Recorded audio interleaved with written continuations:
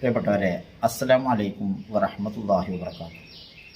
സമകാലിക സംവാദത്തിലേക്ക് എല്ലാവർക്കും വളരെ സ്നേഹത്തോടെ സ്വാഗതം.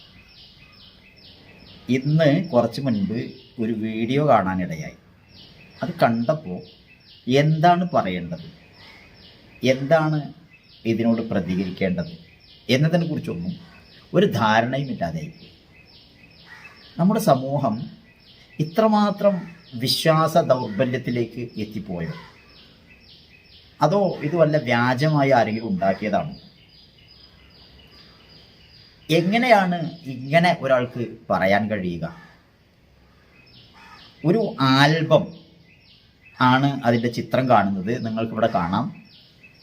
മടവൂരാണ് ഉടയോൻ എന്ന് പറഞ്ഞുകൊണ്ടാണ് ആ ആൽബം. എന്നിട്ട് അതിൽ പറയുന്നത് മടവൂരാണ് ഞങ്ങളുടെ പടച്ചവൻ എന്നാണ്. ഈ വിഷയവുമായി ബന്ധപ്പെട്ട് ചില കാര്യങ്ങൾ പറയാതിരിക്കാൻ നിർവാഹമില്ലാത്തത് കൊണ്ട് പറയാൻ ആഗ്രഹിക്കുകയാണ്.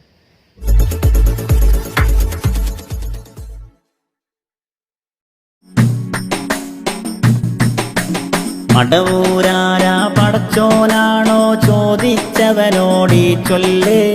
അതെ അതെ അതെ മടവൂരാണ് ഞങ്ങളെ പടച്ചോനറിയണേ, ഞങ്ങളെ പടച്ചോനറിയണേ. മടവൂരാരാ പടച്ചോനാണോ ചോദിച്ചവനോടീ ചൊല്ല്. അതെ അതെ അതെ മടവൂരാണ് ഞങ്ങളെ പടച്ചോനറിയണേ, ഞങ്ങളെ പടച്ചോനറിയണേ. ഓ അല്ലാ മടവൂരേ, ഓ അല്ലാ മടവൂരേ. ഹുബ്ബു സ്വാലിഹീൻ ദഅവാ സംഘമാണ് ഇത് പ്രസൻറ്റ് ചെയ്തിരിക്കുന്നത്. ഒരു സക്കരിയ അൽ ഖാദിരി ആണ് ഇതിൻ്റെ ലിറിക്സും ഇതിൻ്റെ സിംഗിങ്ങും പാട്ട് പാടിയതും എഴുതിയതും ഈ സക്കരിയ ഖാദിരിയാണ്. ഒരു അബ്ദുൽ ഖാദർ ഖാദിരിയാണ് ഇതിൻ്റെ ഡയറക്ഷൻ. കേരളത്തിലെ സുന്നികളെല്ലാവരും മടവൂരാണ് ഞങ്ങളുടെ പടച്ചോൻ എന്ന് വിചാരിക്കുന്നവരാണ് എന്ന് ഞാൻ കരുതുന്നില്ല. ഇങ്ങനെ ആരെങ്കിലും പറയുന്നുണ്ടെങ്കിൽ ഇങ്ങനെ പറയുന്നതിനെ എത്ര സുന്നികൾ അംഗീകരിക്കും എന്ന് എനിക്ക് തോന്നുന്നില്ല. ഞാൻ വിചാരിക്കുന്നത് സുന്നികൾ ആരും ഇത് അംഗീകരിക്കൂല എന്ന് തന്നെയാണ്.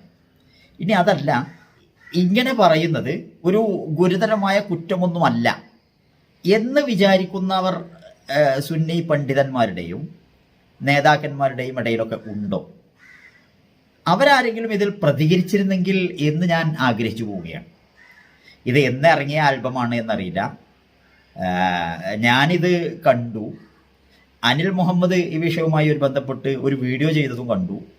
അതിനപ്പുറം ഇതിനെക്കുറിച്ച് ഒരു ചർച്ചയും നടന്നിട്ടില്ല. ഞാൻ എൻ്റെ സുഹൃത്തുക്കളുടെ ചില ഗ്രൂപ്പുകളിലിട്ട് ഈ വിശ്വാസവും മറ്റും വെച്ച് പുലർത്തുന്ന ആളുകളോട് പ്രതികരണങ്ങൾ നൽകാനൊക്കെ ആവശ്യപ്പെട്ടു. പക്ഷേ ആരും അതിലൊന്നും പ്രതികരിച്ചിട്ടുമില്ല. ഇസ്ലാമിൻ്റെ അടിസ്ഥാനം ഏകദൈവ വിശ്വാസമാണ്. ലാ ഇലാഹ ഇല്ലല്ലാഹ്, അള്ളാഹു അല്ലാത്ത മറ്റൊരു ഇലാഹും ഇല്ല എന്നാണ്. ഇലാഹ് എന്ന വാക്കിൻ്റെ ശരിയായ അർത്ഥം ഏതൊരാളുടെ ശിക്ഷയെയോ അപ്രീതിയെയോ ഭയപ്പെട്ടുകൊണ്ട് ആ ശിക്ഷയിൽ നിന്നും അപ്രീതിയിൽ നിന്നും രക്ഷപ്പെടാൻ, ആ ശക്തിയെ തൃപ്തിപ്പെടുത്താൻ വേണ്ടി ചില ആരാധനകളും അനുഷ്ഠാനങ്ങളുമൊക്കെ നിർവഹിക്കേണ്ടതുണ്ട് എന്ന് വിചാരിക്കുക. അങ്ങനെ വിചാരിക്കാൻ അർഹമായ ഏകശക്തി ഈ പ്രപഞ്ച സൃഷ്ടാവായ ദൈവം തമ്പുരാൻ മാത്രമാണ്. വേറെ ഒരാളെയും ആ അർത്ഥത്തിൽ നമ്മൾ തൃപ്തിപ്പെടുത്തുകയോ ഭയപ്പെടുകയോ ചെയ്യേണ്ടതില്ല എന്നതാണ് ലാ ഇലാഹ ഇല്ലല്ലാഹ് എന്നതുകൊണ്ട് ഉദ്ദേശിക്കുന്നത്. അങ്ങനെയാകുമ്പോൾ ആ ഇലാഹായ അള്ളാഹു, അൽ ഇലാഹ് എന്നാണ് അള്ളാഹു എന്ന വാക്കിൻ്റെ പദം വിന്യസിച്ചാൽ കിട്ടുന്ന വാക്ക്. അൽ ഇലാഹ്, യഥാർത്ഥത്തിലുള്ള ഇലാഹ്. ഈ പറഞ്ഞ ആ ഇലാഹാണ് ഉടയവോൻ, സൃഷ്ടാവ്. ഉടയോൻ എന്ന് പറഞ്ഞാൽ പടച്ചവൻ, സൃഷ്ടിച്ചവൻ, സൃഷ്ടാവ്. ഖാലിഖ് എന്ന അറബിയിൽ പറയും. ഖാലിഖ് അവനാണ്, റാസിഖ് അവനാണ്, ഭക്ഷണം നൽകുന്നത് അവനാണ്, നമ്മളെ സംരക്ഷിക്കുന്നത് അവനാണ്, നമുക്ക് അഭയം നൽകുന്നത് അവനാണ്. ഇതെല്ലാം ആ ഏകദൈവം മാത്രമാണ് എന്ന് വിശ്വസിക്കലാണല്ലോ ഇസ്ലാമിൻ്റെ അടിസ്ഥാനം. ആ ഏകദൈവത്വത്തിൻ്റെ പരശതം കോടി സൃഷ്ടികൾ, ലക്ഷക്കണക്കിനല്ല മില്യൺ കണക്കിന് ഗാലക്സികൾ ഉണ്ട് എന്നാണ് പറയുന്നത്. മില്യൺ കണക്കിന് ഗാലക്സികൾ ഉണ്ട് ഈ പ്രപഞ്ചത്തിൽ. ആ മില്യൺ കണക്കിന് ഗാലക്സികളിൽ ഓരോ ഗാലക്സികളിലും മില്യൺ കണക്കിന് നക്ഷത്രങ്ങളുണ്ട്.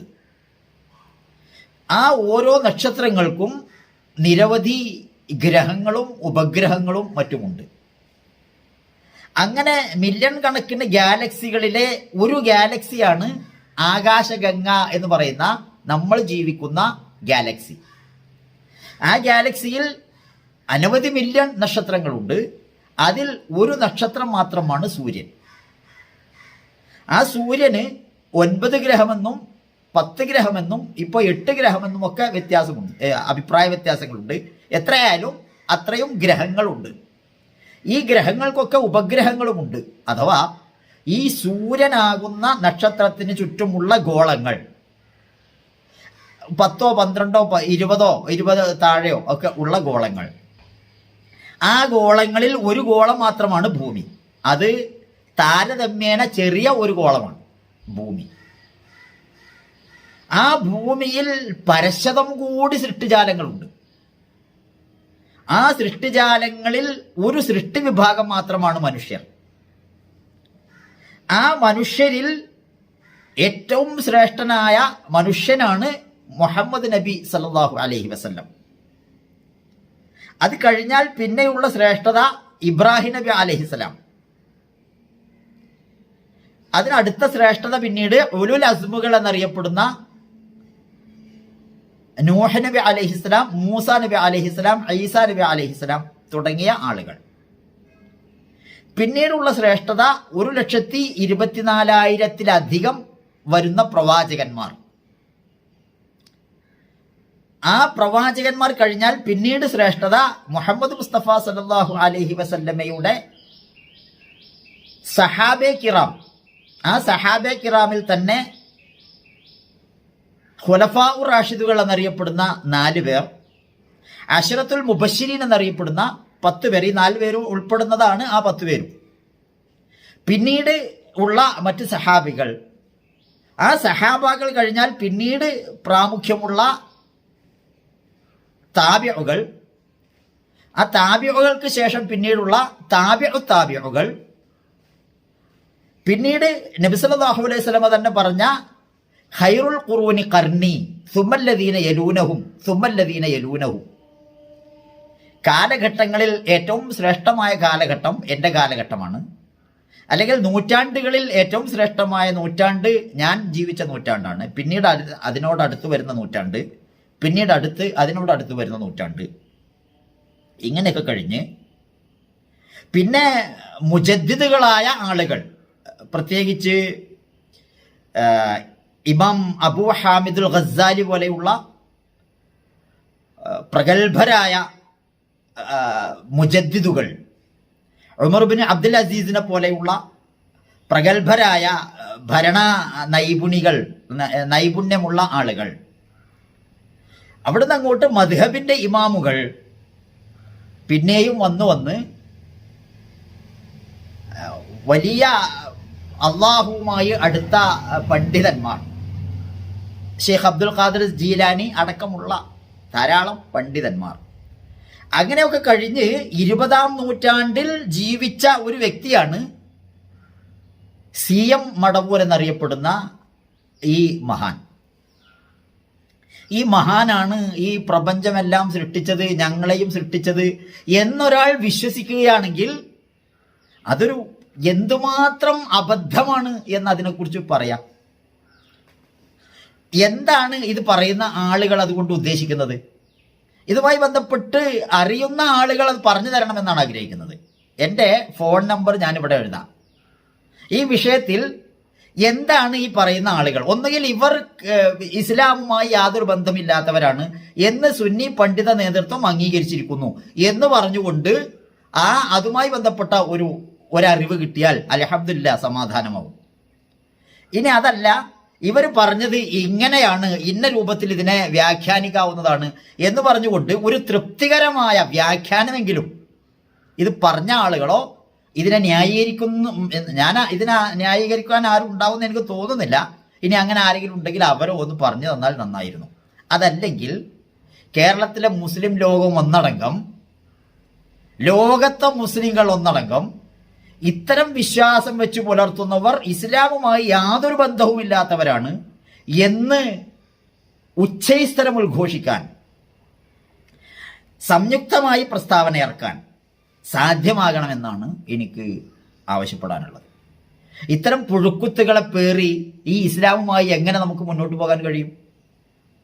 അല്ലെങ്കിൽ CM ആണ് നമ്മുടെ ഉടയോൻ എന്നൊരാൾ പറഞ്ഞാൽ അതെങ്ങനെയാണ് യാഥാർത്ഥ്യമാവുക? ഒരാൾ പറയാന്ന് വിചാരിക്കുക, ഈ താജ്മഹൽ ഉണ്ടാക്കിയത് ഞാനാണ് എന്നൊരുത്തൻ പറഞ്ഞാൽ അങ്ങനെ പറഞ്ഞതുകൊണ്ടാവൂലല്ലോ. CM ആണ് എൻ്റെ ഉടയോൻ എന്നൊരാൾ പറഞ്ഞതുകൊണ്ട് എൻ്റെ ഉടയോൻ CM ആകൂലല്ലോ. പിന്നെ എന്തിനാണ് ഈ വിഡ്ഢിത്തം വിളിച്ചു പറയുന്നത്? ഇസ്ലാം പല അർത്ഥത്തിലും പരീക്ഷണ ഘട്ടങ്ങളിലൂടെ കഴിഞ്ഞു പോയിക്കൊണ്ടിരിക്കുകയാണ്. ഈ സന്ദർഭത്തിൽ നമ്മുടെ ഈമാനും നമ്മുടെ വിശ്വാസവും നമ്മുടെ തഖ്വയും ഒക്കെയാണ് നമുക്ക് കരുത്തായി, നമുക്ക് നമ്മളെ മുന്നോട്ട് കൊണ്ടുപോകാനുള്ള ചാലകശക്തിയായി നമ്മുടെ ഉള്ളിൽ പ്രവർത്തിക്കേണ്ടത്.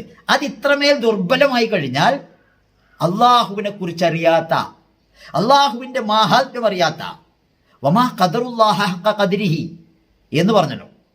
ഹൂ അള്ളാഹു, ഹൂ മടവൂർ അള്ളാഹ്, ഹൂ അള്ളാഹ് മടവൂര്, എന്തൊക്കെയാണ് ഈ പറയുന്നത്? അള്ളാഹു മടവൂരിൻ്റെ അവതാരം, അള്ളാഹുവിൻ്റെ അവതാരമാണ് മടവൂർ എന്നാണോ ഈ പറയുന്നത്? അള്ളാഹു മടവൂരായി അവതരിച്ചിരിക്കുകയാണ് എന്നാണോ? അങ്ങനെ അവതാര വിശ്വാസം ഇസ്ലാമിലില്ലല്ലോ. അങ്ങനെ ഒരാളിൽ ഈ ലോകത്ത് ജീവിച്ച് മരിച്ചു പോയ ഒരാൾ എങ്ങനെയാണ് അള്ളാഹു ആവുക? എങ്ങനെയാണ് അതിനെ നിങ്ങൾക്ക് ന്യായീകരിക്കാൻ കഴിയുക? ഈ പാട്ടുണ്ടാക്കിയവരോ ഈ പാട്ട് പാടിയവരോ ആരെങ്കിലും ഇതിന് തൃപ്തികരമായ ഒരു മറുപടി നൽകണം എന്നാണ് എനിക്ക് ആവശ്യപ്പെടാനുള്ളത്. പറഞ്ഞാൽ എന്തൊക്കെയോ പറഞ്ഞുകൊണ്ടിരിക്കും. അങ്ങനെ സമയം നഷ്ടപ്പെടുത്തണ്ട എന്ന് വിചാരിച്ചുകൊണ്ട് മാത്രം ഞാൻ അവസാനിപ്പിക്കുകയാണ്. എന്നെ ശ്രദ്ധിച്ച എല്ലാവർക്കും നന്ദി. അസ്സലാമു അലൈക്കും വറഹ്മത്തുള്ളാഹി.